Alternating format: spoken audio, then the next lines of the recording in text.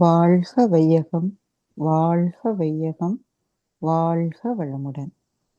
இது ஸ்கை யோகா கனடாவின் சிறப்பு சிந்தனை உரை பகுதி. இச்சிறப்பு சிந்தனை உரை பகுதிக்கு இணையதளம் வாயிலாக இணைந்துள்ள வேதாத்ரி அன்பர்கள் அனைவருக்கும் காலை மற்றும் மாலை வணக்கங்களோடு வரவேற்கிறோம். ஞானக்களஞ்சியம் கவிகளும் விளக்கமும் என்ற தலைப்பின் கீழ் அருட்தந்தையின் கவிதைகளின் விளக்கங்களை கடந்த சில மாதங்களாக நாம் சிந்தனை செய்து வந்து கொண்டுள்ளோம். இந்த சிறப்பு சிந்தனை உரையை வழங்குவதற்காக நம்முடன் மூத்த பேராசிரியர் பழனிசாமி ஐயா அவர்கள் இணைந்துள்ளார்கள். ஐயா அவர்களை பற்றிய பெரிய விளக்கம் இந்த அன்பர்களுக்கு தேவையில்லை என்றாலும் கடந்த சில வருடங்களாகவே ஐயா ஸ்கை யோகா கனடாவுடன் இணைந்து அருட்தந்தையின் அளப்பரிய கருத்துக்களுக்கு ஆழ்ந்த சிந்தனையையும் சிறந்த பகுத்தாய்வையும் நம்முடன் பகிர்ந்து வந்து கொண்டுள்ளார்கள். அதன் தொடர்ச்சியாக இப்பொழுது ஞானக்களஞ்சியம் கவிகளும் விளக்கமும் என்ற தலைப்பின் கீழ் அருட்தந்தையின் கவிதைகளுக்கு சிறந்த விளக்கங்களை தொடர்ந்து வழங்கி வந்து கொண்டுள்ளார்கள். அதன் தொடர்ச்சியாக இந்த வாரம் பாகம் 18 மனம் என்ற தலைப்பின் கீழ் அருட்தந்தை அருளிய கவிகளுக்கு நம்முடன் சிந்தனைகளை பகிர்ந்து கொண்டு வருகிறார்கள். அதனால் ஐயா அவர்களை இந்த சிறப்பு சிந்தனை உரை பகுதிக்கு அனைவருடன் இணைந்து வரவேற்கிறேன். வாழ்க வளமுடன் ஐயா. வாழ்க வளமுடன் அம்மா. வாழ்க வையகம், வாழ்க வையகம், வாழ்க வளமுடன். குரு வாழ்க, குருவே துணை. சிந்தனையை உடல் நலத்தை சீர் அமைத்து உய்வித்த குருவே வாழ்க. வாழ்க வளமுடன், வாழ்க வளமுடன், வாழ்க வையகம். கனடா ஸ்கை யோகா அறக்கட்டளையை சிறப்பாக நடத்தி வருகின்ற ஆன்மீக அன்புள்ளங்கள், குறிப்பாக பேராசிரியர் முனைவர் சிவசங்கர் ஐயா அவர்கள் மற்றும் இந்த நிகழ்ச்சியை தொடர்ந்து சிறப்பித்து வருகின்ற அன்பர்கள் அனைவருக்கும் அருட்தந்தை வேதாத்ரி மகர்ஷி அவர்கள் சார்பாக வாழ்க வளமுடன் என்ற வாழ்த்துக்களையும் எனது அன்பு கலந்த பணிவான வணக்கத்தையும் சமர்ப்பித்து ஞானக்களஞ்சியம் கவிதை தொகுப்பின் தொடர் சிந்தனையின் 18ஆம் பாகத்தில் மரணமில்லா நிலை என்ற தலைப்பிலே சற்று நீண்ட கவி 12 வரிகளிலே. மனம் புலன் உணர்வினில் மயங்கிட மாயையாம், மனம் உயர் வெளியினில் மருவி தோய்ந்திட, மனம் விரிந்து அறிவென்னும் மா பதம் எய்திடும், மனம் அறிவாகிய மனிதனும் தெய்வமே. மனம் கூட்டல் இதன், இந்த இரு வார்த்தைகளின் தொகுப்பு மனிதன் என்ற சொல். மனம் இது ஒரு மறை பொருள். நமது உடலிலே உயிர் அறிவு போல மனமும் ஒரு மறைபொருள் இயக்கம். பிறக்கும்போது கொண்டு வந்த முன்வினை, 3 வயது முதல் நாம் சேர்த்து கொண்ட தன்வினை, இந்த 2 அடுக்கு வினை பதிவுகளின் பிரதிபலிப்பே மனம் என்ற இயக்கம். அது மூளையிலே மோதுகின்ற போது மூளையின் இயக்க சிறப்பு அதை அகக்காட்சியாக விரித்து காட்டுகின்ற போது எண்ணம், அது புலன்களிலே மோதி மூளையின் கட்டளையின் கீழ் செயல்படுகின்ற போது அதுவே மற்ற உணவு, உழைப்பு, தாம்பத்தியம் என்ற உறக்கம் என்ற 4 வகை செயல்பாடுகள். இப்படி அமைந்திருக்கின்ற நம்முடைய மனித வாழ்க்கை. இதுல மரணமில்லா நிலை என்பது என்ன? ஒவ்வொரு மனிதனும் தாய் தந்தை வழியாக பிறக்கிறோம். வளர்ந்து வாழ்ந்து முதிர்ந்து தளர்ந்து ஒரு நாள் முடிந்தும் போகிறோம். அது ஒரு காலகட்டத்திலே சிதைந்தும் போகிறது. இதுதான் இந்த உடல் சார்ந்த வாழ்க்கை. இதை பிறப்பில்லாமல் செய்வது என்றால் அபார்ஷன் இருக்கு, கருத்தடை வழி இருக்கிறது. ஸோ பிறப்பில்லாமல் செய்து கொள்ளலாம். ஆனால் மரணமில்லாத நிலை என்பது எப்படி? பிறந்த ஒன்று மரணித்துத்தான் ஆக வேண்டும் என்பது இயற்கை விதி. அப்படி இருக்கின்ற போது மரணமில்லாத நிலை ஒன்று சாத்தியமா? சரி, வந்தவரெல்லாம் மரணமில்லா நிலை அடைந்து விட்டால் இந்த மண்ணில் பிறக்கின்ற குழந்தைகளுக்கு இடம் ஏது? எனவே மரணமில்லா நிலை என்பது உடலுக்கு அல்ல, ஆத்மாவுக்கு. ஆத்மா மரணிப்பது இல்லை இயல்பிலேயே. பிறகு எது மரணமில்லாத நிலை என்றால் மீண்டும் பிறவாததே மரணமில்லாத நிலை. பிறந்தால் தானே மரணம். அப்ப மீண்டும் பிறவாத நிலை தான் மரணமில்லாத நிலை. மீண்டும் பிறவாமல் இருக்க வேண்டும் என்றால் வினை பதிவுகள் தூய்மை பெற வேண்டும். அதாவது மகாபாரதத்துல 2 கதாபாத்திரங்கள் மூலமாக பதிவுகள் அற்ற நிலையே பிறப்பறுத்த நிலை என்பது காட்டப்படுகிறது. கதையின் துவக்கத்திலே நகுஷன் என்ற ஒரு கதாபாத்திரம். அவன் சக்கரவர்த்தி. ஆனாலும் இயல்பான அரசியல்வாதிகளுடைய நிலை புலன் சுகங்களிலே அளவுக்கு அதிகமாக துய்ப்பது. இவன் சற்று வித்தியாசமாக புலன் மயக்கிலேயே ஈடுபாடு இல்லாமல் இதோடு என் பிறவி முடிந்து போக வேண்டும், மீண்டும் நான் பிறக்கக்கூடாது என்ற ஒரு கோட்பாட்டிலே புலன் சுகங்களை தவிர்க்கின்றான். மன்னன் இப்படி இருந்தால் மக்களுக்கு பிடிக்காதே, மந்திரிகளுக்கும் பிடிக்காது. அதனால் மந்திரி பிரதானிகள் மன்னனிடத்தில் கேட்டார்கள், நாங்கள் பார்த்த மகாராஜாக்கள் எல்லாமே புலன் சுகங்களிலே அதிக நாட்டம் உள்ளவர்களாகத்தான் பார்த்திருக்கிறோம். நீங்களும் இப்படி அதிசயமாக இதில் நாட்டம் இல்லாமல் இருக்கிறீர்களே, உங்களுக்கு என்னதான் வேண்டும் என்றார். இதோடு நான் பிறவை முடித்துக் கொள்ள வேண்டும், மீண்டும் பிறக்கக்கூடாது. அப்போ ராஜகுரு சொல்கிறார், ஏற்கனவே உங்களுடைய முன்னோர்களின் புண்ணியத்தின் பலனாக நீங்கள் சக்கரவர்த்தி பட்டத்தை அடைந்திருக்கிறீர்கள். இதெல்லாம் அனுபவித்து முடித்தால்தான் மீண்டும் பிறவா நிலைக்கு போக முடியுமே தவிர இல்லை என்றால் இதிலிருந்து விடுபட முடியாது. அதற்கு நீங்கள் இந்திரலோகத்திற்கு போய் சில காலம் வாழ வேண்டும் என்று ஒரு கட்டளை சொல்றாங்க, கருத்தை சொல்றாங்க. இந்திரலோகம் என்றால் ஏதோ மேல்லோகத்தில் கிடையாது, புலன் வழி வாழ்க்கை. அதில் இருந்து இந்த புண்ணியத்தெல்லாம் கழிக்க வேண்டும் என்று அவங்க அறிவுரை சொல்றாங்க. புலன் வழி வாழ்க்கைக்கு சக்தி வேணுமே, உயிர் சக்தி இருக்கணும் இல்லையா? அதனால் 100 அஸ்வமேத யாகம் செய்யணும் என்றார்கள்.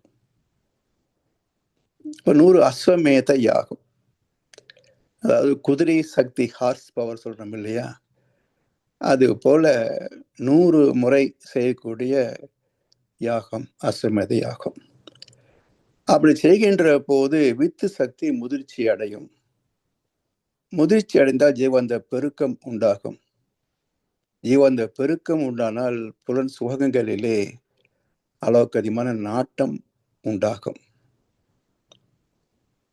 சரி, 100 அஸ்வமேத யாகம் செய்தாயிற்று. இவனை இந்திரலோகத்துக்கு அழைத்து செல்வதற்கு சப்த ரிஷிகள் வருகிறார்கள்.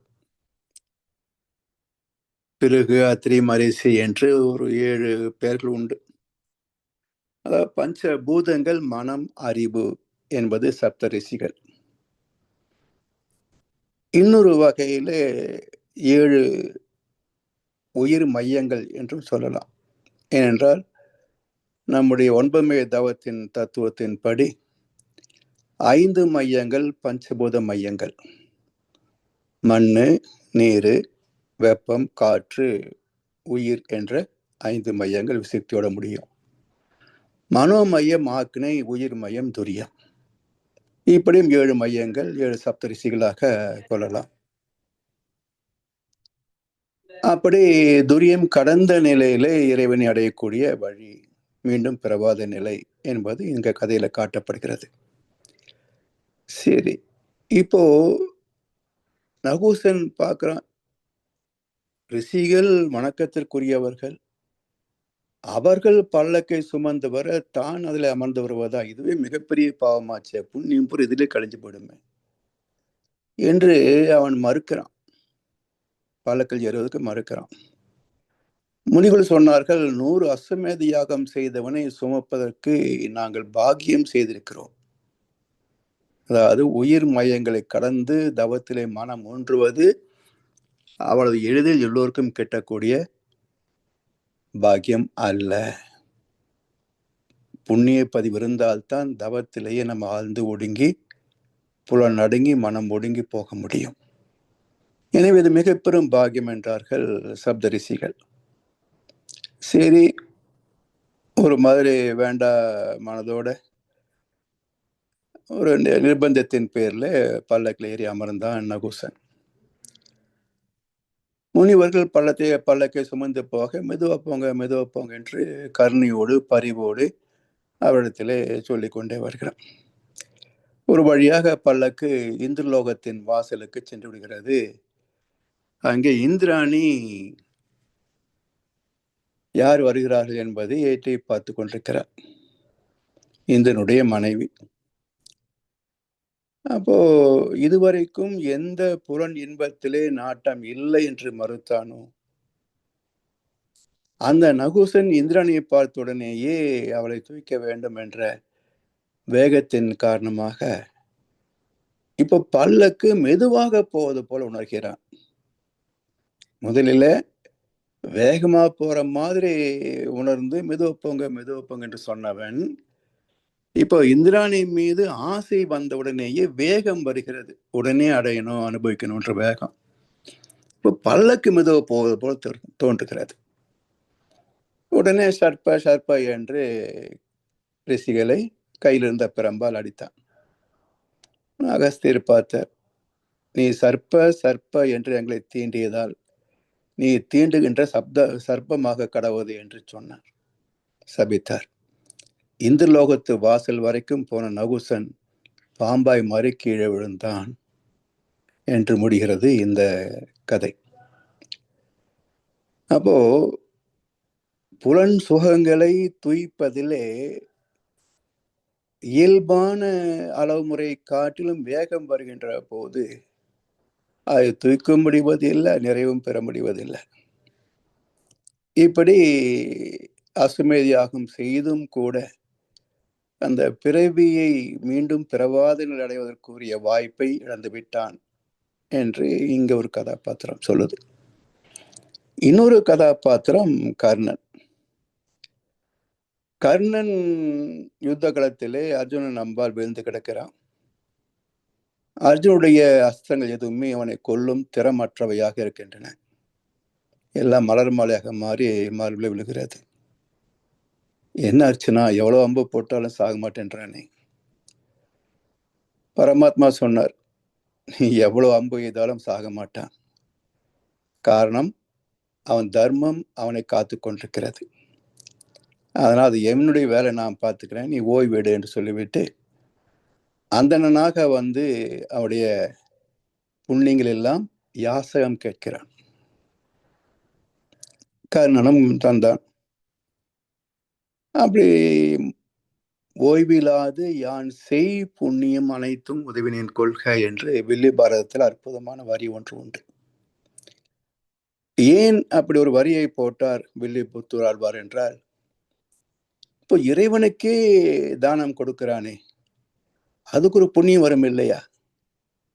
அப்ப எப்படி புண்ணியம் முழுசும் முடிந்ததாக அக்கௌண்ட் க்ளோஸ்ன்னு சொல்ல முடியும்? இருப்பு இருக்க. அதனால் இங்கே வில்லிபுத்தூரார் மிக அற்புதமான ஒரு யுக்தியை கையாள்கின்றார். ஓய்விலாது யான் செய் புண்ணியம். இந்த செய் புண்ணியம் என்பது காலம் கடந்த வினையெச்சம் என்று சொல்வார்கள். 3 காலங்களுக்கும் பொதுவானது. செய்த புண்ணியம், செய்கின்ற புண்ணியம், செய்ய போகின்ற புண்ணியம். அப்ப எல்லாவற்றையும் இறைவனுக்கு அர்ப்பணித்து விட்டான். இதுதான் கர்மயோகம். எனவே இறைவனுக்கு அர்ப்பணித்த உடனே கிருஷ்ண பரமாத்மா தன்னுடைய விஸ்வரூப தரிசனத்தை காட்டுகிறார். அப்போ அவன் நிறைவு பெறுகிறான், இறைநிலையை அடைந்து விடுகின்றான், மீண்டும் பிரவாதம் அடைகிறான். அப்போ 2 நிகழ்வுகளிலேயும் 2 கதாபாத்திரங்களிலே என்ன சொல்லப்படுகிறது? வினை பதிவாம் சுமையை விடுத்து தூய்மை பெறவே. வினைகள் இருக்கின்ற வரைக்கும் பிறவி உண்டு. அவை நீங்கிவிட்டால் மீண்டும் பிறவா நிலையை எய்துகின்றோம். இதுல தீயவற்றை கழித்து புதிதாக செய்யக்கூடாது. தானாக அது முதிர்வு நேரத்தில் வெளிப்படுகின்ற போது அது ஏற்று சகித்துக் கொள்வது, எப்போதும் நற்காரியங்களை மட்டுமே செய்து வருவது. இதையும் இந்த நற்காரியங்கள் புண்ணியம் இருக்கும் இல்லையா? அப்ப எப்படி மீண்டும் பிறவ நிலைக்கு போக முடியும்? அதனால் இந்த இடத்துல புண்ணியம் வருகின்ற போது பாவத்தின் அல்லது நம்முடைய புலன் கவர்ச்சியின் ஈர்ப்பு குறைகின்ற போது இவை எல்லாமே கர்ம யோகமாக மாறும். இப்ப கர்ம யோகம், கர்மா 2க்கு என்ன வித்தியாசம் என்றால், கர்மா மனம் சார்ந்த பாவ புண்ணியங்கள். அப்ப மனம் சார்ந்திருப்பதனால், உடல் சார்ந்திருப்பதனால் அவை ஈர்க்கப்பட்டு மையத்துல இருப்பாகும், ஆத்மாவிலே இருப்பாகும். ஆனால் கர்ம யோகம் என்பது அறிவு சார்ந்தது, ஆத்மாவோடு இணைந்த நிலை. அப்ப மையம் கிடையாது. எனவே ஈர்த்து மையப்படுத்த முடியாது. அதனால் ஆத்மா தூய்மை பெற்று விடுகிறது. அதனால்தான் கர்மயோகத்தின் மூலமாக மட்டுமே ஒரு மனிதன் மீண்டும் பிறவா நிலை அடைய முடியுமே தவிர, புண்ணியத்தையே செய்தாலும் கூட மீண்டும் பிறவா நிலைக்கு போக முடியாது. அதனால்தான் மகிழ்ச்சி அவர்களும் கர்மயோகத்தையே வாழ்க்கை நெறியாக நமக்கு வலியுறுத்தி சொல்கின்றனர். இறைவா, நான் கர்மயோகம் உலக சமயம் என்ற எண்ணமதை என் உலகத்தை எழுப்பிவிட்டாய் அறிவேன். இதுதான் உலக சமயமே. அனைத்து மதங்களுக்கும் பொதுவான வாழ்க்கை முறை என்ன என்றால் கர்மயோகம். நான் செய்கிறேன் என்பதே இல்லாமல் இறைவனின் கருணையிலே நான் ஒரு அங்கமாக இருந்து செய்து கொண்டிருக்கின்றேன், என் செயலாவது யாதொன்றும் இல்லை என்று அர்ப்பணிப்புணர்வோடு இறையுணர்வோடு செய்கின்ற செயல்கள் அனைத்தும் கர்ம யோகமாகிறது. கர்மயோகத்தின் பலன் புண்ணியங்கள் மட்டுமே. ஆனால் அந்த புண்ணியங்கள் உடலை மையம் கொள்ளாது. எனவே உடல் புலன்கள், உடல் நலம் எல்லாம் இருக்குமே தவிர இந்த நற்செயல் பதிவுகள் ஈர்த்து கர்மயத்திலே இருப்பாக்கப்பட மாட்டாது. காரணம், அது இறைநிலையோடு இணைந்து செயல்படுகின்ற மேன்மை வாய்ந்தது, சிறப்பு வாய்ந்தது. அதனால் மரணமில்லா நிலை எப்படி, யாருக்கு, எவ்வாறு கிடைக்கும் என்றால், யார் ஒருவர் வினை பதிவுகளை கழித்து கொண்டு செய்கின்ற அனைத்து செயல்பாடுகளையும் இறைவனுடைய ஒரு அங்கமாகவே, ஒரு கதாபாத்திரமாகவே இருந்து இதை ஒரு சாட்சி பாவனையாக வாழ்ந்து பார்க்கிறார்களோ, இல்லாத மேடையொன்றில் எழுதாத நாடகத்தில் எல்லோரும் நடிக்கின்றோம், நாமே எல்லோரும் பார்க்கின்றோம். கதாபாத்திரங்களும் நாம் தான், பார்வையாளர்களும் நாம் தான். அப்ப கதாபாத்திரமாக மாறாமல் பார்வையாளராக மட்டுமே இருந்து விட்டால் அது கர்ம யோகம். கதாபாத்திரமாக மாறிவிட்டால் அது கர்மா. பதிவுண்டு விளைவு இன்பம் அல்லது துன்பம். அதனால் கர்ம யோக வாழ்க்கை நெறிதான் மனிதன் இந்த பிறவி தொடரிலிருந்து தன்னை மீட்டுக் கொள்வதற்கான, காத்துக் கொள்வதற்கான ஒரே வழி. சரி, அப்படி என்றால் இந்த மனம் ஆத்மா என்பதை அறியாமல் எப்படி பாவ புண்ணிய கணக்கு புரியும் அல்லவா? எனவே உள்ளம், ஆத்மா, மனம், எண்ணம், செயல்பாடுகள், இந்த வட்டத்தை புரிந்து கொள்ளாமல் ஆத்ம தத்துவம் தெளிவாகாது, மனோ தத்துவம் தெளிவாகாது. இரண்டும் புரியாமல் கர்ம யோகம் வராது. கர்ம யோகம் வராமல் பிறவி தொடர் அறுபடாது. அதனால் மனதை கொண்டேதான் வாழ்கிறோம். அப்ப மனம் அடைகின்ற பக்குவம், மனம் அடைய வேண்டிய பக்குவம். அதனால் மனம் கூட்டல் இதன் மனிதன்.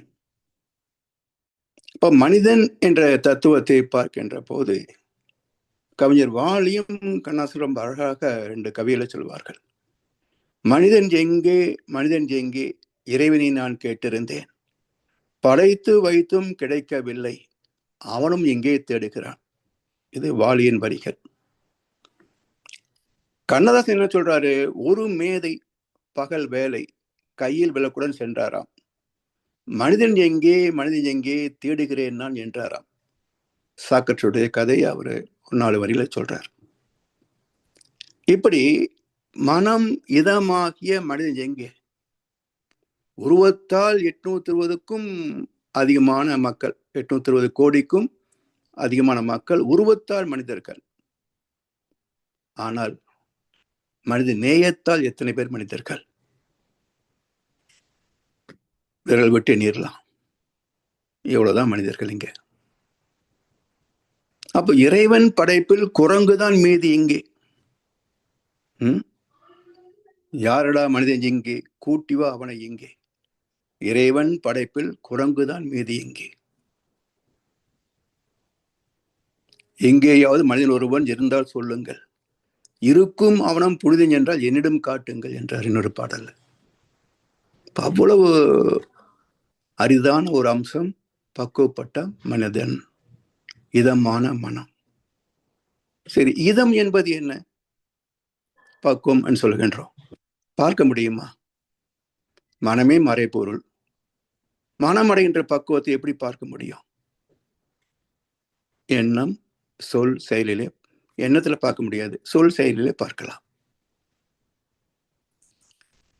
இப்ப பதம் என்ற ஒரு சொல் உண்டு. இது பருப்பொருள் காட்டுகின்ற பக்குவம். இப்போ நெய்யை காய்ச்சோம், வெண்ணெய் காய்ச்சறோம், கமகமன் வாசனை வந்ததுன்னா நெய் பக்குவம் வந்துருச்சு, இறக்கிடலாம். அப்போ வாசனை மூலமாக பக்குவத்தை அறிந்து கொண்டோம். ரவையை பொன்னிறமாக வறுக்கவும் ரவா லட்டு செய்யலாம். அப்போ நிறம் மாறுகின்ற போது பக்குவம் ஆயிடுச்சு, இறக்கிடலாம். அப்போ பதம் என்பது பருப்பொருள் அடைகின்ற பக்குவம்.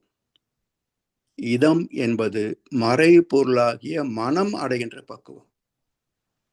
இது கண்ணுக்கு தெரியாது.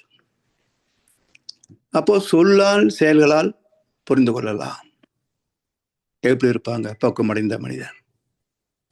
ஆசை, கோபம், களவு கொள்பவன், பேச தெரிந்த மிருகம், அன்பு, நன்றி, கருணை கொண்டவன், மனித வடிவில் தெய்வம், தன்னை போல பிறர் எனும் தன்மை, அது மனித வடிவில் தெய்வம். இப்படி ஒரு மனிதனுடைய சொல் செயல்களிலே அவனுடைய இதம் என்ற பக்குவத்தை அறிந்து கொள்ளலாம். அப்ப மனிதனாக மாறிவிட்டால் சிறப்பு என்ன? மகிழ்ச்சி சொல்வார்கள், விலங்கினத்திலிருந்து மனித வடிவத்திலே பிறந்தது முதல் படி. மனதை அறிந்து பக்குவம் அடைந்த மனிதனாக வாழ்வது 2வது படி. மனித நேயத்திலே உயர்ந்து பொது நலத்திலே தொண்டாற்றி வாழ்வது 3வது படி. இறைவனை உணர்ந்து இறை தொண்டிலே தன்னை இணைத்துக் கொள்கின்ற போது அது 4வது படி. அப்ப முதல் படியிலே மனிதனாக பிறந்த ஒருவன் 4வது படியை எட்டினால்தான் அவன் பிறவி கடலை கடக்கிறான், பிறவி நோக்கத்தை அடைகிறான். அப்படி இல்லாத போது இந்த பிறப்புக்கு என்ன பெருமை?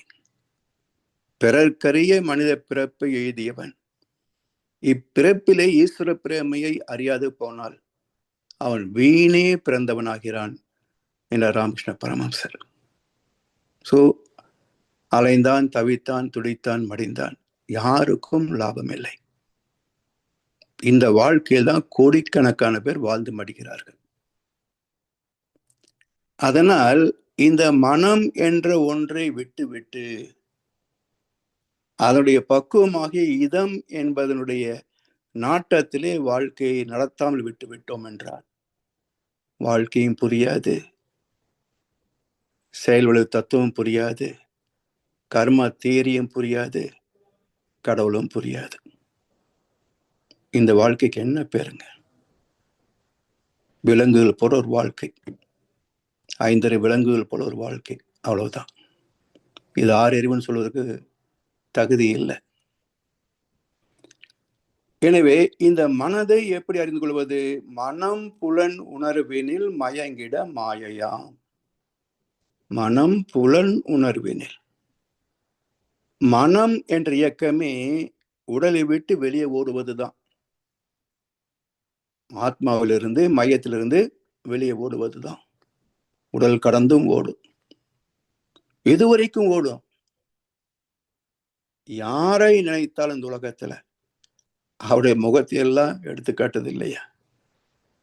இந்த உலகத்தின் எந்த ஒரு பகுதியை நினைத்தாலும், நேரில் போகவில்லை என்றாலும் யூடியூப்ல பார்த்ததை வைத்தாவது கற்பனை செய்கிறது இல்லையா? அப்ப மனம் எதை நினைக்கிறதோ அதுவாக மாறுகிறது. அதான் அவருடைய ரகசிய அர்த்தம்.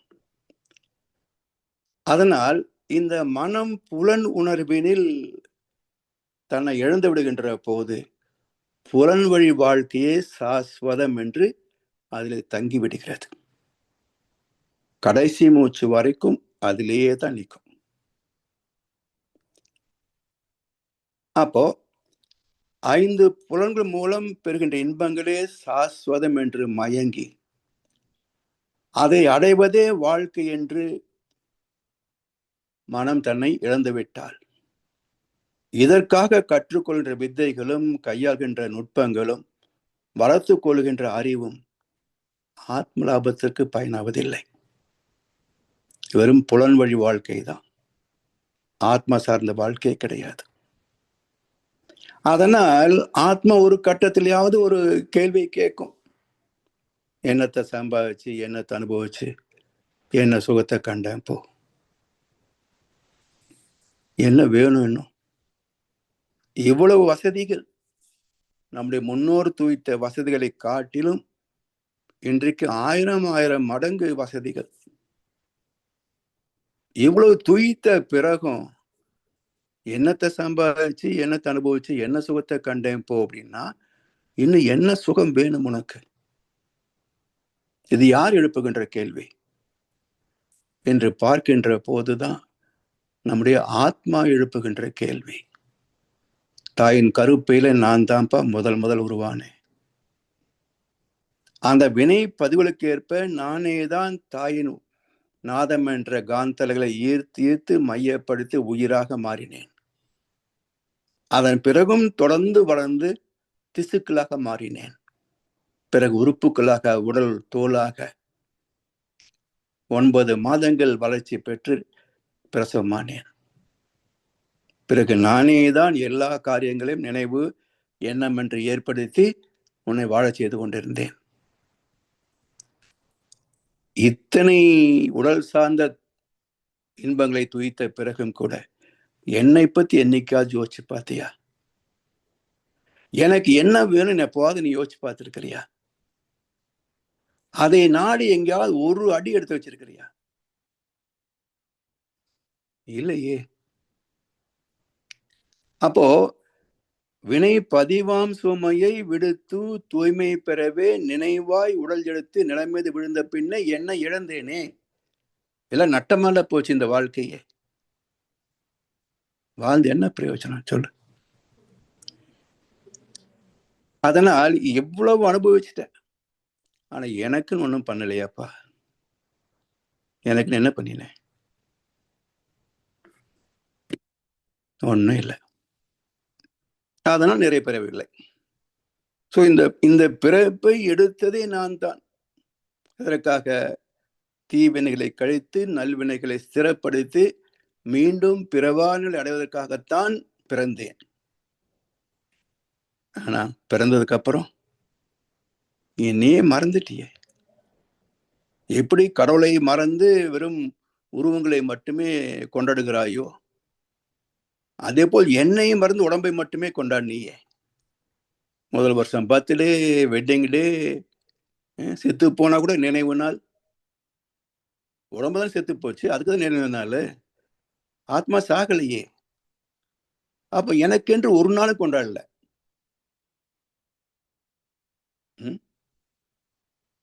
அப்போ எப்படி மூலப்பொருளான இறைவனுக்கு ஒரு மரியாதை இல்லாம போச்சு இந்த உலகத்துல, அதே மாதிரி உனக்கு மூலமாகிய எனக்கு ஒரு மரியாதை இல்லாம போச்சு என்று ஆத்மா தவிக்கிறது. ஆத்மாவின் தவிப்பு தான் இந்த கேள்வி. என்னத்தை சம்பாதிச்சு, என்னத்தை அனுபவிச்சு, என்ன சுகத்தை கண்ட? ஒன்றும் இல்லை. எனக்கென்று எதுவும் கிடைக்கல. அமைதியும் இல்லை, பேரின்பமும் கிட்டவில்லை. அதனால் மனம் புலன் உணர்வினில் மயங்கிட மாயை. இந்த வாழ்க்கையே ஒரு மாயை. சித்திரை மாசம் ஏப்ரல் 14ஆம் தேதி சித்திரை மாசம் பிறந்தது. இது ஒரு மகா மேதாவி. தை மாசம்தான் தமிழர் திருநாள்னு அவருக்கு தெரியாத அறிவே கிடையாது. அவ்வளவு பெரிய மாமேதி அவர். ஆனா சித்திரை, வைகாசி, பங்குனி வரைக்கும் பெயர் வைத்த மகான்கள் அவர்கள் நம்மை போல மூடர்கள் அல்ல. இறைவனையும் இறை தத்துவத்தையும் மனித வாழ்க்கையும் தெளிந்து உணர்ந்த மகான்கள். அப்ப அந்த வார்த்தையில என்ன வச்சாங்க பாருங்க. ஒரு புத்தாண்டு பிறக்கிறது, சித்திரை என்று பெயர் வச்சார்.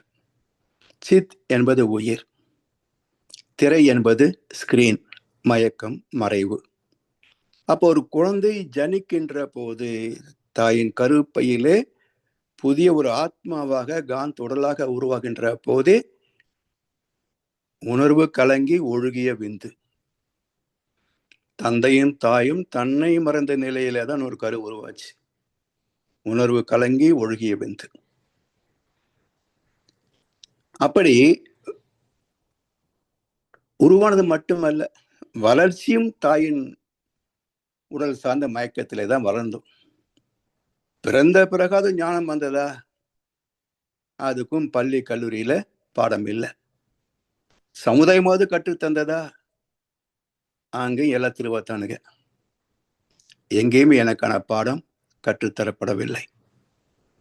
அப்ப மயக்கத்தில் பிறந்து, மயக்கத்தில் வளர்ந்து, மயக்கத்தில் வாழ்ந்து, மயக்கத்தில் முதிர்ந்து, மயக்கத்தில் முடிந்து போன ஒரு அவலமான மனித பிறப்பு.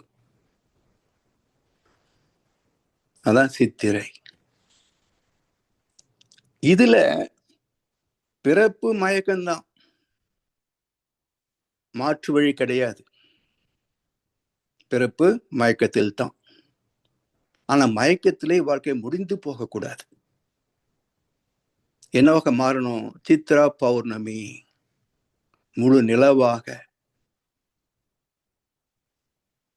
பிறை முதலாய் சந்திரன் பெருத்து முழுவதாம் போல், குறை அறிவை விரித்தால் கொள்ளலாம் உனை உள்ளே. பிறை முதலாய் சந்திரன் பெருத்து முழுவதாம் போல், முழு நிலவு. இந்த குறை அறிவு, பகுத்தறிவு, இதை விரித்தால் தொகுத்தறிவாக, முற்றறிவாக, பேரறிவாக எல்லை காண முடியும். அந்த பேரறிவிலே இறை உணர்வு கிடைக்கும். அப்படி மயக்கத்தில் பிறந்த வாழ்க்கை இறை ஞானத்தில் முடிவு பெற வேண்டும். முழு நிலவை போல் அறிவிலே பிரகாசிக்க வேண்டும். அருட்பெரும் ஜோதி தனிப்பெரும் கருணையாக இருக்க வேண்டும் என்று முதல் மாதத்தின் பெயரிலேயே குறிப்பிட்டார் நம்முடைய அற்புதமான சான்றோர்கள். அடுத்தது வைகாசி, ஆனி, ஆடி, ஆவணி, புரட்டாசி, கடைசியில் பங்குனி, part and parcel of the nature. பங்குனி, அதுல பங்குனி உத்திரம். உத்திரம் என்றால் உயர்வு, உயர்ந்த நிலை. எது உயர்ந்த நிலை? அந்த இறைநிலையோடு ஒன்றி விடுவதே உயர்ந்த நிலை, பங்குனி உத்திரம். இப்படி மயக்கத்தில் பிறந்த மனிதன் தெய்வத்தில் நிறைய பெற வேண்டும். இதுதான் வாழ்க்கை, இதுதான் பயணம். அதுக்கு பேர் தான் கர்மயோகம். இதை மறந்து விட்டால் பிறவி வீணே கழிந்து போகிறது, அர்த்தமில்லாத வாழ்க்கையாக மாறி போகும். எனவே மனம் புலன் உணர்வினில் மயங்கிட மாயையாம், மனம் உயர் வெளியினில் மருவி தோய்ந்திட. மனம் உயர் வெளி, வெளி அதாவது இப்ப நம்ம ஒரு நண்பரை பார்க்க போறோம், வீட்டில் எல்லாம் வெளியே போயிருக்காங்க, வந்துருவாங்கன்றாங்க. எங்க போனீங்க அப்படின்னு, வெளியே போயிட்டு வந்தேன். ஏன் வெளியே போனீங்க? செவத்துக்குள்ள போயிருக்கலாம், தண்ணிக்குள்ள போயிருக்கலாம், நெருப்புக்குள்ள போயிருக்கலாம். ஏன் வெளியில போனீங்க? செவத்துக்குள்ள போனா முட்டிக்குவோம், காயமாகும். தண்ணிக்குள்ள போச்சுன்னா நீச்சல் தெரியலன்னா மூழ்கி போயிடுவோம். நெருப்புக்குள்ள போனா தப்பிக்க முடியாது, முடிஞ்சு போச்சு. அப்ப வாழ்வதற்கு இடம் வெளி. இப்படி ஜீவன்கள் வாழ்வதற்கு இந்த பூமியின் காற்று வெளி வேண்டும். இந்த பூமி சுற்றி இயங்குவதற்கு சூரியனின் காந்த வெளி வேண்டும். இந்த பிரபஞ்சம் இயங்குவதற்கு சுத்த வெளி வேண்டும். வெளிதான் வாழ்க்கை, வெளிதான் இடம். அதனால் மனம் உயர் வெளியினில், இதுவும் வெளிதான், காற்று வெளி, அதுவும் வெளிதான், காந்த வெளி. எது உயர்ந்த வெளி என்றால் எந்த தன்மாற்றத்திற்கும் இடமில்லாமல், எந்த ஆசாபாசங்களுக்கும் இடமில்லாமல், எது நிர்குணமாக நிச்சலனமாக இருக்கிறதோ அதுவே உயர்ந்த ஒன்று. அதை விட உயர்ந்த ஒன்று எங்கேயுமே கிடையாது. அப்படிப்பட்ட உயர்ந்த வெளியினில், மனம் உயர் வெளியினில் மருவி தோய்ந்திட. மறுவுதல் என்றால் இரண்டு, ஆனா ஒன்று போல். ஈருடல் ஓர் உயிர் சொல்றோம் இல்லையா இல்லறத்துல? அப்ப இரண்டு உடல், ஆனால் ஒரே உயிர் போல உணர்வு, உயிர் ஒன்றிய நிலை.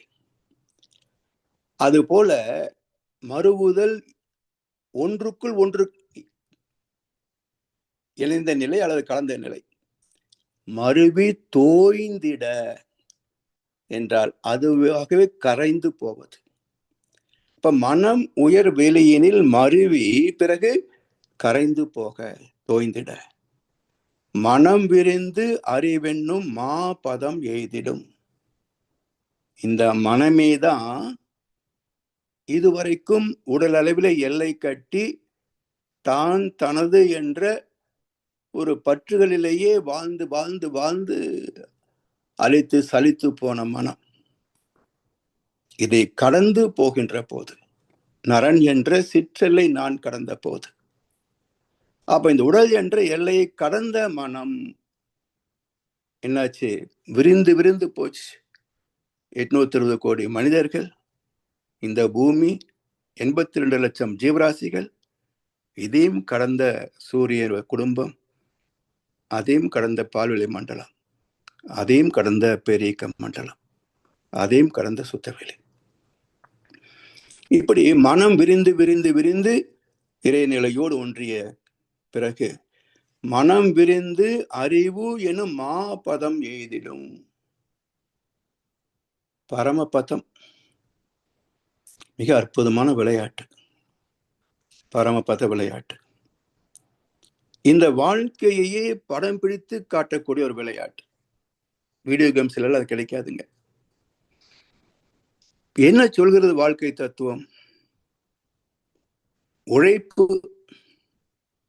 முதல்ல ஒரு தாயம் போட்டு வாழ்க்கையை தொடங்குறோம். தந்தை தாய் ஈர் உயிரும் ஒன்று சேர்ந்த ஒரு தாயம். அதுல தொடங்குகிறது வாழ்க்கை. ஏணி என்ற புண்ணியம் கிடைத்தால் மேல போயிடுறோம். உழைப்புக்கு மேல் பலன். பாம்பு என்ற ஒரு கடு விழுந்ததுன்னா உழைத்தளவுக்கு கூட பயன் இல்லாத நட்டம், கீழே அறிகிறோம். இதுதான் வாழ்க்கை. எப்போ எது நடக்கும் நமக்கு தெரியாது. அடுத்த சனம் ஏணி என்ற உயர்வும் கிடைக்கலாம், பாம்பு கடி என்ற வீழ்ச்சியும் வரலாம். எதுவுமே நம்ம கையில இல்லை. ஊட்டுகின்ற தயம் நம்முடைய கையில இருக்குது. எந்த எண்ணிக்கை விழும் நம்ம கையில இல்லை. அதுபோல் வாழ்க்கை என்பது நம் கையில் இல்லை, வினை பதிவுகளின் கையில இருக்கிறது. அதை பதிந்தவனும் பிரதிபலித்து விளைவாக தருபவனும் யார்? அவன்தான் இறைவன். அப்படி ஒவ்வொரு கட்டமாக உயர்ந்து போனாலும்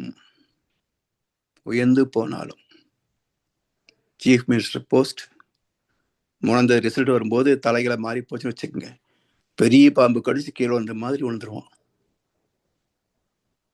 இல்லையா? கடைசியில பெரிய பாம்பு இருக்கும், எங்கே துவங்கினமோ அங்கேயே கொண்டு போட்டுரும். சரி, இதை கடந்தோம். இன்ப துன்பம் என்ற, வெற்றி தோல்வி என்ற, லாப நட்டம் என்ற இந்த இரண்டுபட்ட வாழ்க்கையிலிருந்து கடந்து போக வேண்டும் என்றால் மேலே பரமபதத்துக்கு போகணும், மேல்கட்டம். அதுல இடம் பலம்னு போய்கிட்டே இருக்கணும். அந்த மையத்தில் இருக்கிறாரே விஷ்ணு பரமம், அந்த பரம பதத்தை அடைய வேண்டும் என்று சொன்னால் அதுக்கு முன்னாடி நின்று தாயம் போட்டதான் பரமபதம் வெற்றி. அப்போ இங்கே ஒன்றிய நிலையிலே பிறப்பு வந்தது, அங்கே ஒன்றிய நிலையிலே பிறப்பறுத்த பரமபதம் கிட்டியது.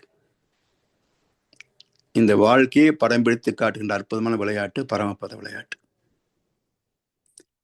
இப்படி மனம் விரிந்து அறிவெனும் மா பதம் எய்திடும்.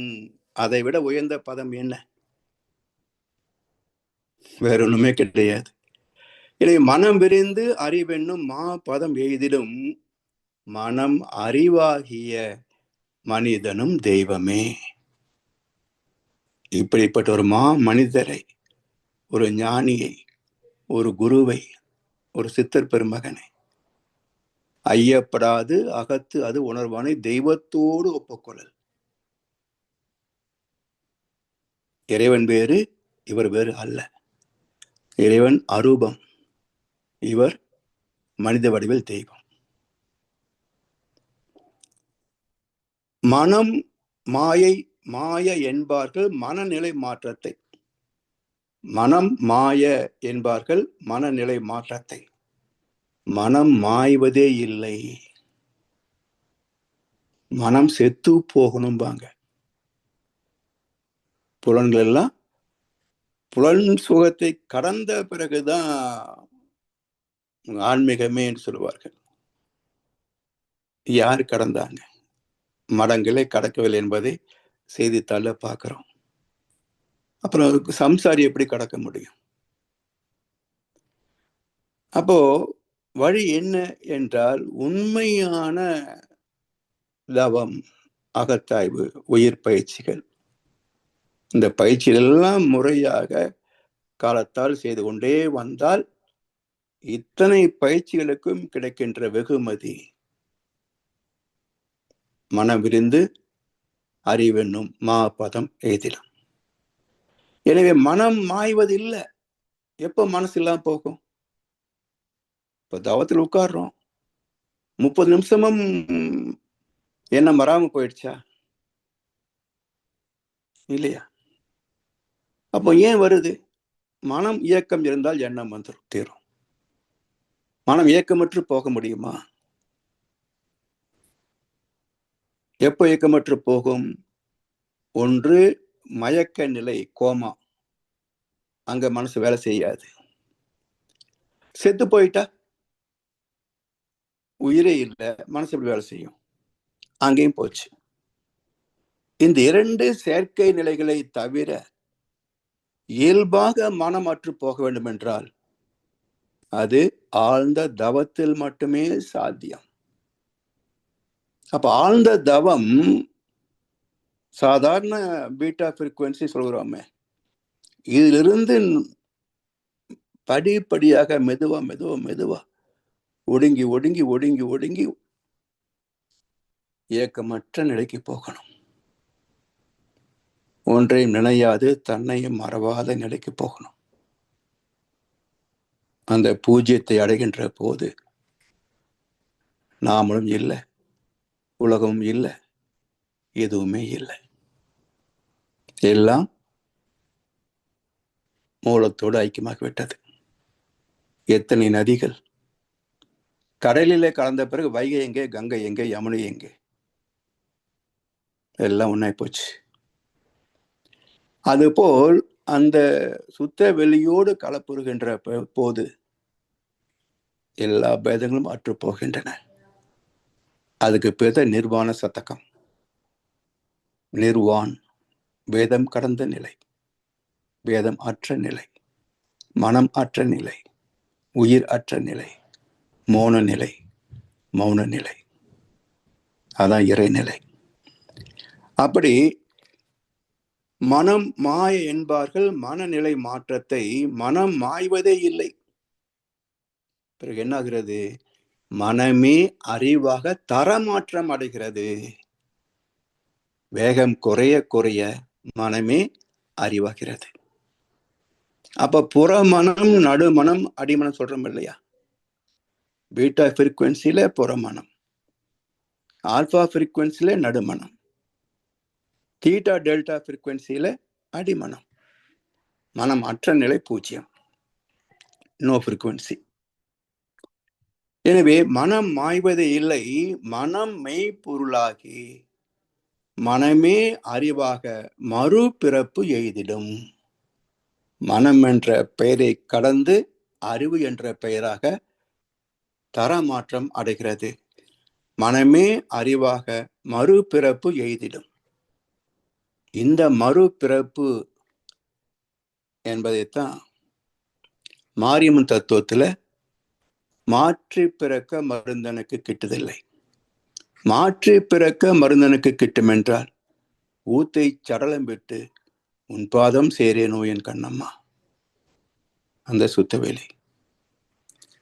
இனி மாற்றி பிறத்தல், மாறி அம்மன், மாறிய அம்மன். இப்ப மாற்றி பிறப்பதைத்தான் பைபிள்ல returning back to Eden garden, தாயின் கர்ப்பத்தில் மீண்டும் பிரவேசிப்பது. எப்படி பிரவேசிக்க முடியும்? உடலால் அல்ல. மனம் அறிவாக மாறுகின்ற போது மீண்டும் இடன் தோட்டத்துக்குள் பிரவேசிக்கிறோம். மீண்டும் பேதமற்ற நிலையிலே பிரவேசிக்கிறோம்.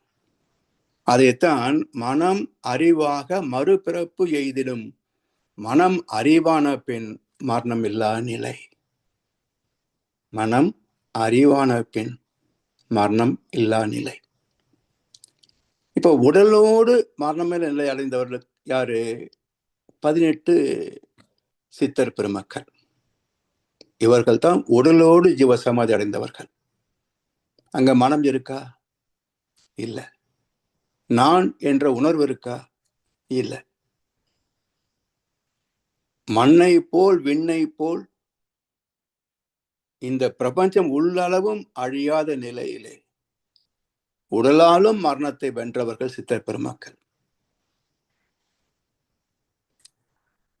அவர்கள் அறிவோடு இணைந்து நின்று ஒரே எண்ணத்தில் இந்த ஸ்தலத்துக்கு வரக்கூடிய அன்பர்கள் பக்தர்கள் எல்லோருக்கும் இந்த நன்மை கிட்டட்டும் என்ற கருணையோடு ஜீவசமாதி அடைந்தவர்கள் சித்தர் பெருமக்கள். அப்படி உடலோடு மரணமான நிலை, மரணமில்லாத நிலை அடைந்தவர்கள் சித்தர்கள். மனம் அறிவான பின் மரணம் இல்லா நிலை. மனம் இருந்தால் பிறப்பு இறப்பு உண்டு, உணர்ச்சிகள் உண்டு, தேவைகள் உண்டு. மனம் அற்றுவிட்டால் அறிவு அறிவாகவே உயர்ந்து விட்டால் அங்கே உணர்ச்சிகளும் இல்லை, தேவைகளும் இல்லை, உடல் என்ற நானும் இல்லை.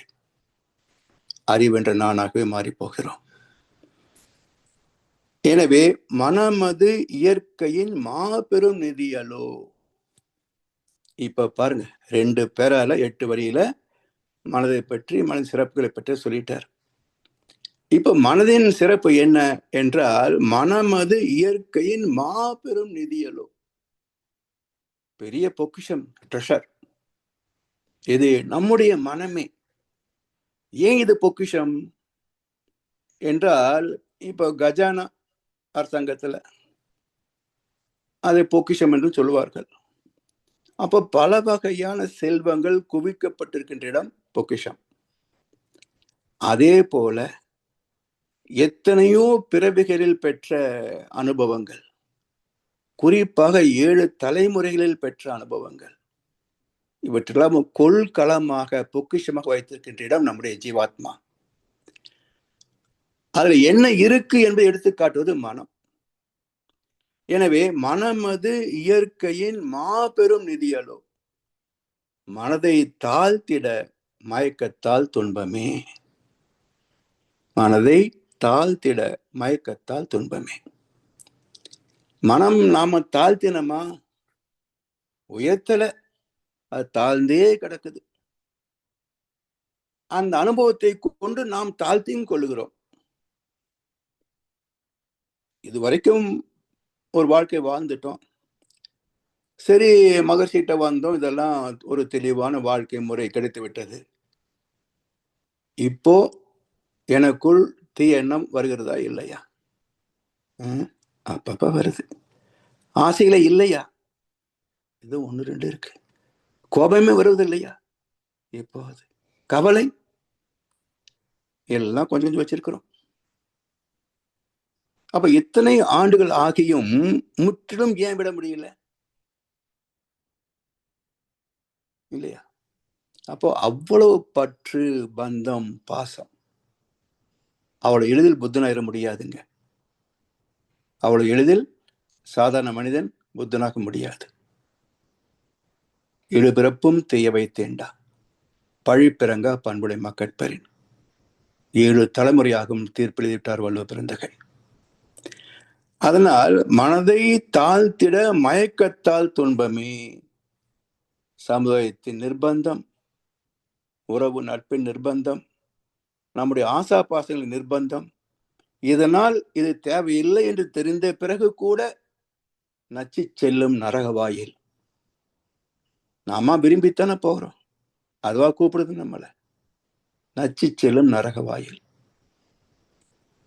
அதனால் இந்த மனம் என்ற அந்த பதிவுகளிலிருந்து விடுபடுவது அவ்வளவு எளிது இல்லை, வேற வழியும் இல்லை. அப்ப மனதை கொண்டேதான் உயர்வை பெற முடியும். அதான் தேர் திருவிழா. இந்த பக்கம் மனிதர்கள், அந்த பக்கம் இறைநிலை, இடையில வடக்கயிறு. அதே போல் நம்மிலே மூலதாரம், அந்த பக்கம் சாஸ்திராதாரம், இறைவன் அறியக்கூடிய கேட், இடையிலே முதுகுத்தண்டு. இந்த வடத்தை பற்றி கொண்டே போனால் இறைவனிடத்துல போய் சேரும். அப்ப தேர் திருவிழா காட்டுகின்ற தத்துவம் என்ன? மனிதனாக பிறந்தவன் தெய்வத்தோடு இணைய வேண்டும். அதனால் மனதை உயர்த்தினால் மட்டிலா இன்பமாம். இந்த ரகசியத்தை புரிந்து கொண்டு, வாழ்க்கையை புரிந்து கொண்டு, வெறும் பணம், பதவி, சொத்து, உறவு, நட்பு இது மட்டுமே வாழ்க்கை அல்ல. இதெல்லாம் வாழ்க்கையின் சில அட்டாச்மெண்ட்ஸ். இந்த உடல் என்ற இயக்கம் இருக்கின்ற வரைக்கும், வாழ்க்கை இருக்கின்ற வரைக்கும் இதெல்லாம் ஒரு தேவைகள், அவ்வளவுதான். ஆனா மைய நோக்கம் என்ன என்றால், வினை பதிவாம் சுமையை விடுத்து தூய்மை பெறவே, சுத்தவெளி அடையவே.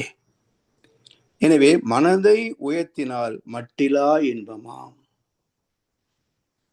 டைம் பவுண்டரி கிடையாது, சென்ஸ் பவுண்டரியும் கிடையாது.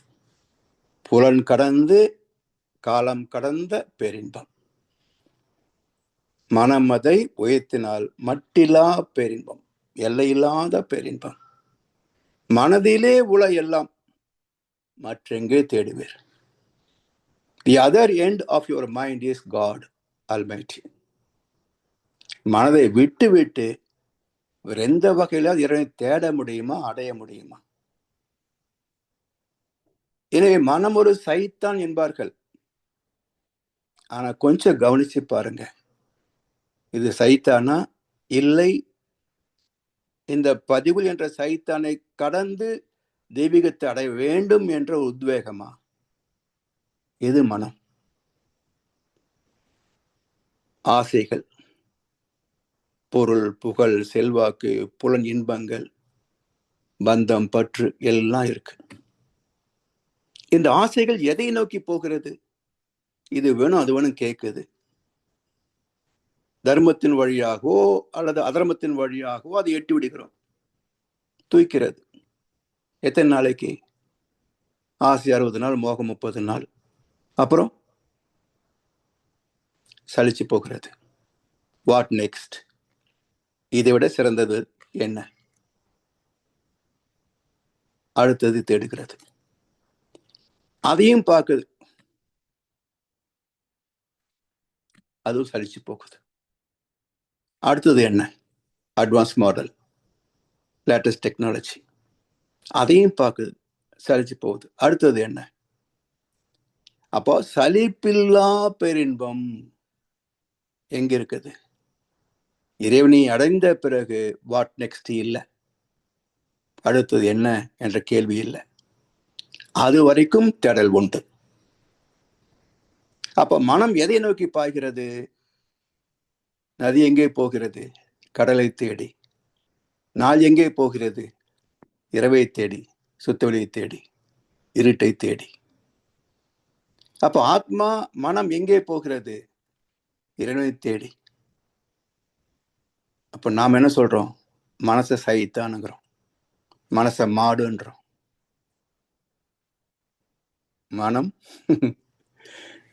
மனம்னு தவறு செய்வதில்லை. அது 2 வகையில வேலை செய்யும். கள்ள புலனைந்தும் காலா மணி விளக்கே என்றார் திருமூலர். மயக்கத்தில் அது கள்ளப்புலன், தெளிவிலே அது காலா மணி விளக்கு. மனம்தான் நம்மை இறைவனிடத்திலே இட்டு செல்கிறது. இதுவரைக்கும் தீட்டா டெல்டா ஃப்ரீக்வன்சி வரைக்கும் மனசுதான், இயக்கம்தான். இறை துகள், விண்துகள், இயக்கம்தான். இயக்கமற்ற நிலை சுத்தவெளி, பூஜ்யம். அப்ப மனம் எதை நோக்கி பறக்கிறது?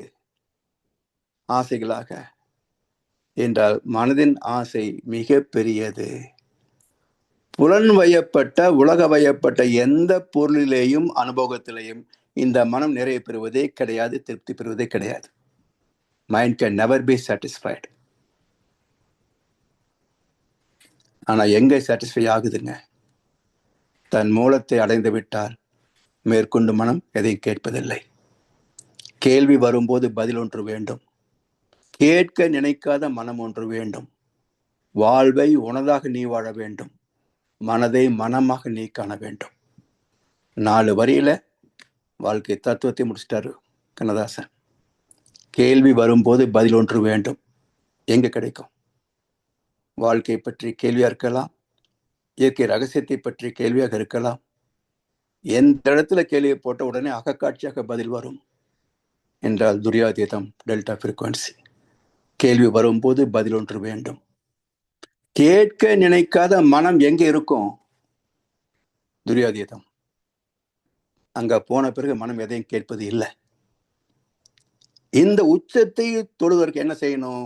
வாழ்வை உனதாக நீ வாழ வேண்டும். அவங்கள பார்த்து இவங்கள பார்த்து அது மாதிரி இது மாதிரி சொன்னா ஒரு டூப்ளிகேட், ஃபோர்ஜரி லைஃப். இதுலதான் உலகம் ஓடிக்கிட்டு இருக்கு. என்னை நோக்கி, என் ஆத்மாவை நோக்கி உனக்கு என்ன வேணும் கேட்டா என்ன சொல்லும்? மரணம் இல்லா பெருநிலை. வேற என்ன கேட்கும் ஆத்மா? அதனால் வாழ்வை நமதாக வாழ வேண்டுமே தவிர அவங்க மாதிரி இருக்கணும் பார், இவங்கள பார், அவங்கள பார், இப்படியே சொல்லி சொல்லி நம்ம வளர்த்ததனால் எப்பவும் அடுத்தவங்களை பார்த்து கம்பேர் பண்ணிக்கிட்டு இன்ஃபீரியாரிட்டி ஆர் சுப்பீரியாரிட்டி காம்ப்ளெக்ஸ், இதுலயே நொந்து நூலா போறமே தவிர நான் சுதந்திரமானவன், ஐ ஆம் யூனிக் பர்சனாலிட்டி, தனித்தன்மை வாய்ந்தவன், என்னை போல் இன்னொருத்தன் கிடையாது, நான் நானாகத்தான் வாழணும் என்ற உணர்வு எத்தனை பேருக்கு எப்போ வந்ததுங்க? எனவே வாழ்வை உனதாக நீ வாழ வேண்டும். அதுக்கு என்ன பண்றது? மனதை மனமாக நீ காண வேண்டும். இது ஒரு கிஷ்கிந்தை குரங்கு. இந்த மனசு ஒரு கிஷ்கிந்தை குரங்கு. கிளைக்கு கிளை தாவுகின்ற குரங்கு போல ஆசைக்கு ஆசை, எண்ணத்திற்கு எண்ணம் தாவுகின்ற மனம் என்ற குரங்கு. அது அப்படித்தான் இருக்கும். அப்போ அவருடைய ஆசைகளுக்கு இடம் கொடுக்காமல் அதுல மூல ஆசையாகிய பெரும்பத்தை நோக்கிய பயணத்தில் மட்டுமே நம்ம இணைத்து கொண்டு விட்டால் மனமும் நிறைவு பெறும், உயிரும் நிறைவு பெறும், வாழ்க்கையும் வளம் பெறும், ஆத்மாவும் நிறைவு பெற்றுவிடும். அதான் ஒரு முழுமை நல வாழ்க்கை, முழுமையான வாழ்க்கை, வெற்றிகரமான வாழ்க்கை. அப்படிப்பட்ட வாழ்க்கையை தூய்க்கக்கூடிய அனைத்தும் பெற்றவன், எல்லாம் வல்லவனாகவும் எல்லாம் உள்ளவனாகவும் பரிணமித்தவன் மனிதன்.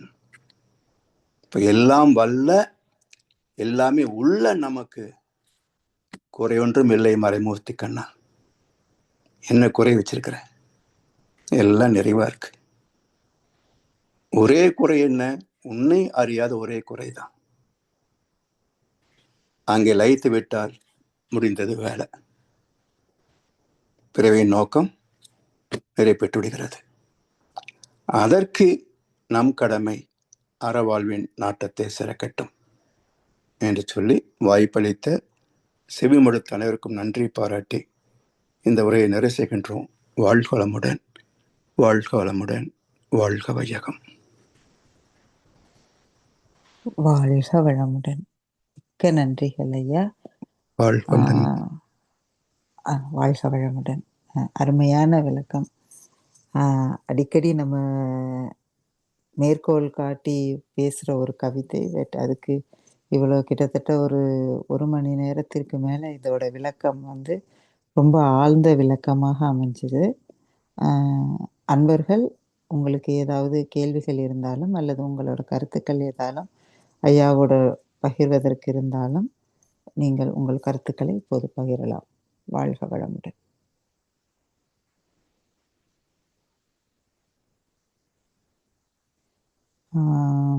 கிருபாநிதி அம்மா, நீங்க கையை உயர்த்திருக்கீங்க. வாழ்க வளமுடன் ஐயா. வாழ்க வளமுடன் வாழ்க வளமுடன் அம்மா. ஐயா, 1 மணி நேரமா கேட்டோம். எல்லாமே கேட்டது இல்ல, எல்லாமே முன்னாடி தெரிஞ்ச பாட்டு, நீங்க நிறைய தர இதெல்லாம் சொல்லியிருக்கீங்க. ஆனா இன்னைக்குயா மனமற்ற நிலை, ஆன்மா அழிவதில்லை, முன்வினை தன்வினை எல்லாமே புரிஞ்சதுயா. ஆனா மனம் ஒண்ணு இருந்தா தானே அத்தனையும் உணர முடியும். மனம் இல்லைன்னா நீங்க சொல்லணுக்கா கோமா ஸ்டேஜ் இல்லைன்னா தவம். அடுத்து நம்ம மறுபடியும் மனத்துக்கு வந்துடுறோமே ஐயா. மனம் இல்லாத வாழ்வுனா நம்ம உயிர் நம்மளை விட்டு போன பொறுதானே அந்த நிலைக்கு அடைகிறோம். ஆமா ஆமா, அதுக்காக தவ நிலையில இருந்து பழகணும். அதுக்கு பேர் சகஜ நிஷ்டைன்றாங்க. இல்லையா, இப்ப சாப்பிடணும்னா கூட அது ஒரு உணர்வு தூண்டுது நம்மள. இப்ப அதை கேட்கணும்னா நான் இன்னைக்கு எந்திரிக்கணும் சீக்கிரம் ஐயா. அந்த ஒரு மன அற்ற நிலைனா நம்மளை விட்டு நம்ம என்ன சொல்றது, அது போயிட்ட பிறகுதான் நம்மளால அப்படி வாழ முடியும். நீங்க சொன்னதை பார்த்தேன், இவ்வளவு சொல்றாங்களே, இப்ப நம்ம அதை அடைய போறோம். அது சாத்தியமானு தெரியலையே, ஐயட்ட தான் கேட்கணும்னு நினைச்சேன். நன்றி ஐயா. வாழ்க்கை கடினமான பயணம் தாமா. ஆன்மீகம் அவ்வளவு எளிது கிடையாது. அவ்வளவு எரிசி அடையக்கூடியதா நிறைய பேர் அடைஞ்சிருப்பாங்க இல்லையா? அது கண்டிப்பா ஐயா. அது கடினன்றதுனால தான் முடியல, தோத்து போறோம். உண்மைதான் ஐயா. ஆனா இப்ப வருஷக்கணக்கா தவம் பண்ணவங்கெல்லாம் நான் நினைப்பேன், 1 மணி கிளாஸ் முடியலைன்னா கொஞ்ச நேரம் ஆனா பசிக்கிச்சு, எப்படிதான் வருஷமெல்லாம் தவம் பண்ணாங்களோ அப்படின்னு நினைப்பேன். அப்படின்னு தானே இருந்திருக்காங்க. பசி, தண்ணி, தாகம், அது எப்படி அப்படியே இருந்திருக்காங்கிறது அது எப்படி நம்புறதுன்னே என்னால. ஆனா நம்புறேன். நீங்க வந்து மனம் கடந்து போற போது நீங்க உணவு வகையிலே பாத்தீங்கன்னா ஈட்டேரியன், நான் வெஜிடேரியன், வெஜிடேரியன், பியூர் வெஜிடேரியன், ஃப்ரூட்டேரியன், மோனோஃப்ரூட்டேரியன், வாட்டரேரியன், ஈத்தரேரியன், இவ்வளவு சாப்பாடு இருக்குங்க. ஓ. நமக்கு தெரிஞ்சது வெஜ் நான்வெஜ் மட்டும்தான். ஆமா ஆமா ஆமா. அதையே ஈஸ்டர் நம்ம இந்த ஒரு கடைசி பேசணும். ஸ்டேஜ். 2 வாரம் 3 வாரம் பேசலாம் வெஜ் நான்வெஜ் பத்தி. நம்ம சிக்காகோல 2 வாரம் 3 வாரமும் வெஜ் நான்வெஜ் பத்தி பேசலாம். ஆமா, அதை சொல்றேன். ஈஸ்டர் நிலைக்கு வந்தோம்னாக்க உடம்புக்கு எனர்ஜி தானே கிடைக்கும். நன்றி ஐயா, பாப்போம். வாழ்க வளமுடன் ஐயா. உங்க காலையில இது அமிர்தமா இருந்தது. நன்றி. வாழ்க வளமுடன் அம்மா. வாழ்க வளமுடன். வாழ்க வளமுடன் அம்மா. நன்றிகள் அம்மா. அடுத்து தனா ஐயா, நீங்க கையை எடுத்திருக்கீங்க. நீங்க ஐயா வாழ்க வளமுடன் ஐயா.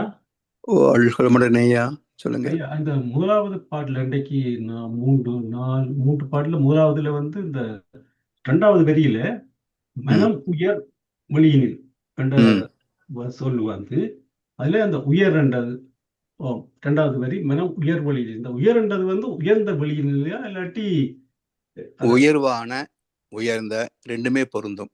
உயர்ந்தன்னு சொன்னா நமக்கு மேல உயர்ந்திருக்கக்கூடியது. ஆமா. இப்போ மேக்சிமம் லெவல் பார்த்தீங்கன்னா உயர்ந்திருக்கிறது சுத்தவெளி. அதே போல அவருடைய தரம் வச்சு பார்க்கிற போது மிக உயர்வான நிலை. அதை விட உயர்ந்த ஒரு பொருளோ பதவியோ கிடையாது. அதனால் மனம் உயர் வெளியினில் மறைவி தோய்ந்திட. அது புரிஞ்சதையா. அடுத்ததையா இன்னொன்று, இந்த வில்லிபுத்திரரை பற்றி சொன்னீங்க, அதையும் சொன்னீங்க. இந்த மகாபாரதத்துல ஒன்று வியாசர் தான், அதுதான் ஒரிஜினல். மற்றது இந்த வில்லிபுத்திரர் வந்து அது டிரான்ஸ்லேஷனா இல்லாட்டி அவரா? டிரான்ஸ்லேஷன். அந்த தமிழ்ல டிரான்ஸ்லேட் பண்ணது சம்ஸ்கிருதத்தில் எழுதப்பட்டதை வந்து தமிழ்ல டிரான்ஸ்லேட் பண்ணது வில்லிபுத்திர ஆழ்வார். அந்த டிரான்ஸ்லேட் பண்ணது வந்து அந்த ஒரிஜினலுக்கும் அந்த டிரான்ஸ்லேட் பண்ணதுக்கும் பெரிய வித்தியாசங்கள் இருக்குமா ஐயா? இருக்கலாம். ரைட். ஏன்னா ஒவ்வொருத்தருடைய, ஏன்னா மகாபாரதமே வந்து கிளை கதைகள் நிறைய இருக்கும். ஸோ எல்லா கதையும் நினைச்சேன்னா கன்ஃபியூஷனாக போகும். ஸோ சில கதை முக்கியமான மட்டும் எடுத்திருப்பாங்க. ரைட். ஓகே. என்னையா அந்த நீங்க கேட்டது காரணம் வந்து இந்த சப்த ரிஷிகளை பற்றி ஒவ்வொரு உதாரணங்கள்ல ஒவ்வொரு இடங்கள்ல நான் கேட்டிருக்கிறேன் நான். அப்ப அந்த சப்த ரிஷிகளை இப்ப நீங்க என்ன சொன்னீங்க, அந்த சப்த ரிஷிகளை அவரை கொண்டு மேல போனாங்கன்னு சொல்லி, அதே மாதிரி நான் இந்த வால்மீகி முனிவர் அவர் வந்து அந்த அந்த அதுல இருக்கும் பொழுது அந்த நேரத்தில் சப்த ரிஷிகள் அதால போய் கொண்டிருந்தார்கள். அப்படி ஒரு அதுல ஒரு சப்த ரிஷிகள் என்று அதை பாவிச்சிருக்கணும் அந்த வேர்டு.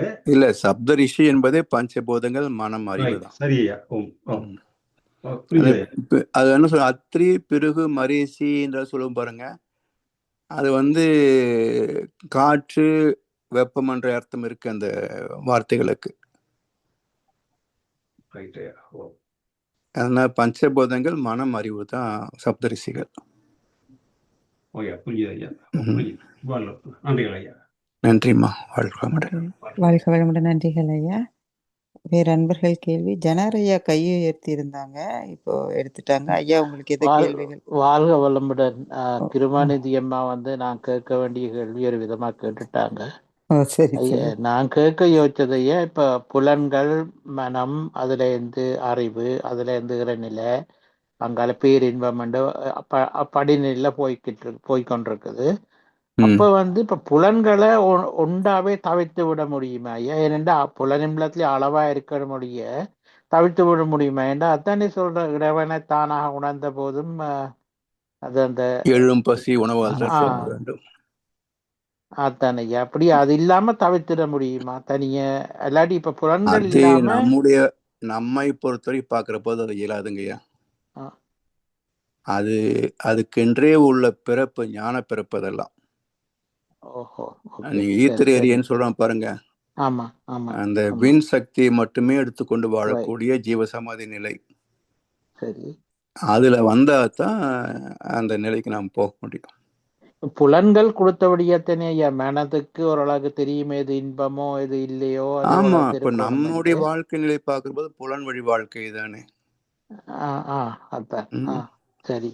உணவு எல்லாமே உழைப்பு இல்லைன்னா இல்லற வாழ்க்கை நடத்த முடியாது.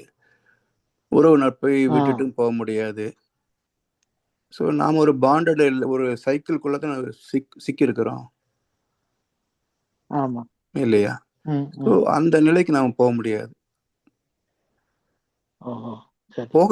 போக முடியும்னா இதெல்லாம் விடணும். இதெல்லாம் விடணும். பந்தம், பற்று, பாசம், குடும்பம் எதுவும் வேண்டாம், நானாச்சு ஆத்மா வச்சுன்னு போக முடிஞ்சதுன்னா சாத்தியம், சித்தர்களை போல. அது நமக்கு சாத்தியம் இல்லைங்களையா? ஆமா ஆமா. பிறகு இந்த உலகத்துல பிறந்ததுக்கே பிறகு ஒரு அர்த்தம் இல்லாம போயிடுமோ. அதனால மகிழ்ச்சி சொல்றாங்க, ஈசனே தான உணர்ந்த போது எழும் பசி உணவால் தான் போக்க வேண்டும். இது இல்லற தர்மம். இல்லறம். இல்லறமே போதும், ஞானம் எல்லாம் எல்லாரும் அடைய வேண்டிய அவசியம் இல்லை, அடையவும் முடியாது. அப்ப பொதுவா மக்களுக்கு என்ன போதும் என்றால் இல்லறம் போதுமானது. ஏன்னா துன்பம் இல்லாத வாழ்க்கை, நோய் இல்லாத வாழ்க்கை, வறுமை இல்லாத வாழ்க்கை, இது போதுமே. சரி. ஆமா ஆமா. ஸோ நிறை வாழ்க்கைக்கு இது போதும். அதனால மனவளக்கலை ஒரு காமன் மேன் பிலாசபி தான். ஸோ ஞானத்துக்கு போகணும்னு சொன்னா இது வழி இருக்கு. இதெல்லாம் விட்டுட்டு போகணும். முடியுமா? நமக்கு அந்த கட்ஸ் இருக்கா பாருங்க. இருந்தனா சாதிக்கலாம். ஸோ நம்மை பொறுத்தது தான் அது. நம்ம இந்த அளவுக்கு இதுல போகணும்னு நினைக்கிறோமோ அது வரைக்கும் நமக்கு துணை நிற்கும் வேத தெரியும். அதுல மாற்று கருத்து கிடையாது. ஈவன் ஏத்திரேரியன்ல போய் சொத்தோட போய் மரிச்சாகணுமா, ஜீவ சமாதி அடையணுமா, அதுக்கும் இங்கே வழி இருக்கு இல்லையா? தவம் காயல் அடையலாம். ஆனா நம்மால முடியுமா அந்த அளவுக்கு? பெரிய கேள்விக்குறி இல்லையா? ஏன்னா முடி விட்டுட்டு போக முடியும்னா ஓகே,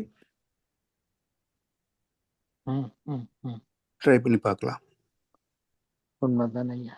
ஆனா காலை மாலையெல்லாம் தவம் செய்து கொண்டிருக்கிற பலர் கூட அந்த ஓரளவுக்கான மன நிம்மதியே இதுவரைக்கும் அந்த 0 இல்லாட்டி குறைஞ்ச ஃப்ரீக்வன்சிக்கு போயிருக்காங்கன்றதே இல்லறத்தாருக்கு தான்.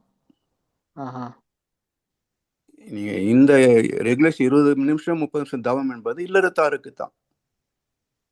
நீங்க ஞானியான்னு சொன்னாக்க 24 மணி நேரம் தவம் தான். தவத்துல இருக்கணும். அது சகஜ நிஷ்டை. அது கால அளவு கிடையாதுங்க.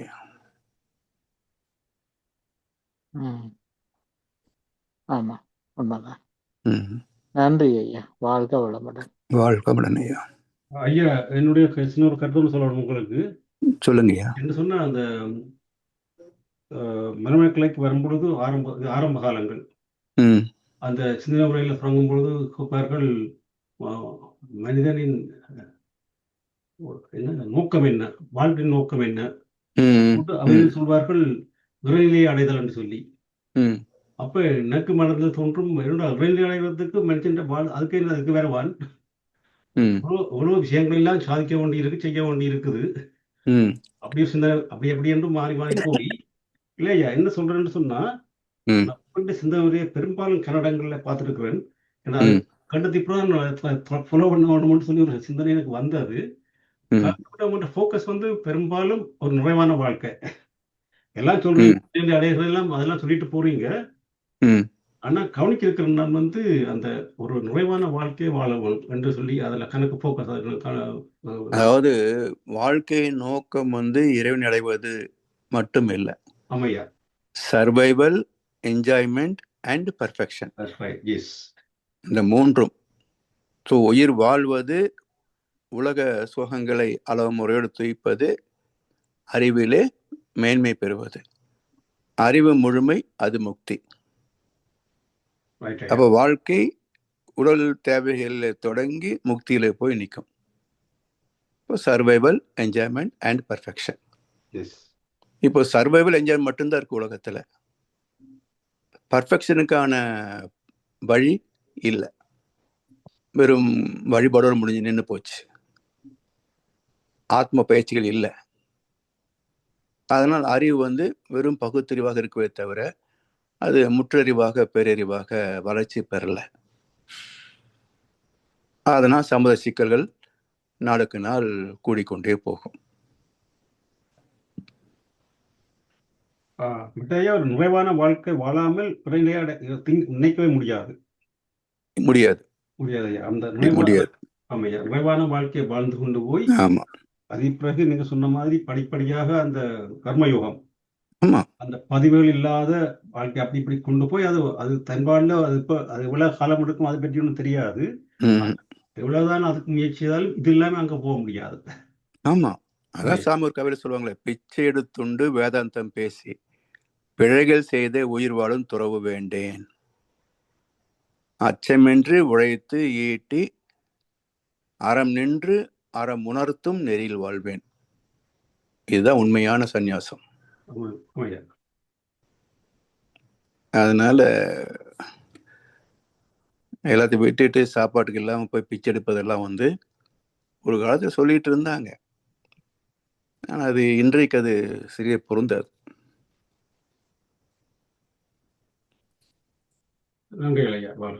வாழ்க முடன் ஐயா. வாழ்க வளமுடன் ஐயா. நன்றிகள் ஐயா. ஐயா அவ்வளோதான் கேள்விகள்னு நினைக்கிறேன். நம்ம இதோட இந்த வகுப்பை முடிச்சுக்கலாம். ஓகே, வாழ்க வளமுடன். இந்த மிக சிறப்பான சிந்தனை உரையை நமக்கு கொடுத்த ஐயா அவர்களுக்கு நாம் அனைவருமாக சேர்ந்து நம் வாழ்த்துக்களை கூறுவோம்.